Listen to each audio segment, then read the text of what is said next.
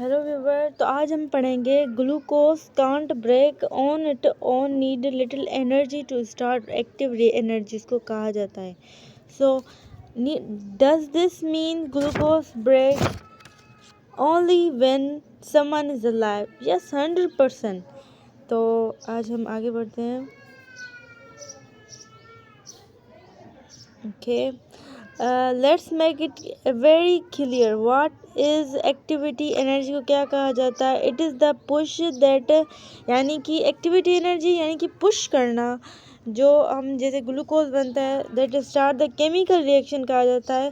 Like this example, to move ball you push it first, यानी कि पहले तुमने फर्स्ट किया। तो वैसे ही नाउ अप्लाई करते हैं ग्लूकोज कैसे ब्रेक डाउन और एटीपी बनाता है। Okay, first of all your cell need energy, आपके सेल को एनर्जी की ज़रूरत होती है। दे ब्रेक ग्लूकोज तोड़ते हैं टू गेट एनर्जी, जो एनर्जी हासिल करते हैं। अब ये कैसे होगा? But glucose doesn't break automatically थोड़े ना ब्रेक हो जाएगा, टूटेगा नहीं। जब ग्लूकोज टूटेगा तभी एटीपी बनेगी। तो ये ग्लूकोज ऑटोमेटिक नहीं टूटेगा, इट नीड्स स्मॉल पुश, इसको छोटे पुश की ज़रूरत है, जिसको कहा जाता है एक्टिवेशन एनर्जी। जिसको क्या कहा जाता है? Activation energy. That push come only in a live body. ठीक है, ये याद रखना है कि लाइव बॉडी में हो सकता है, मरी हुई बॉडी में कहाँ होगा। Using enzymes and sometimes 2 ATP molecule, इसको कभी कभी 2 ATP मॉलिक्यूल यानी कि 2 ATP की लाजिम ज़रूरत होती है एनर्जी की।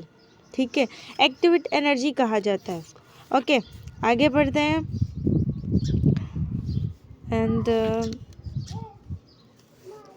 If someone is not alive, जब कोई जिंदा नहीं होता, not enzymes, no metabolism, no temperature balance, no glucose doesn't work, no ATP will be produced, कुछ भी नहीं होगा अगर इंसान मरा हुआ है।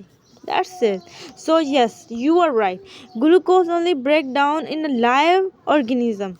सिर्फ जिंदा में हो सकता है, because metabolism happens only in a live things. Okay.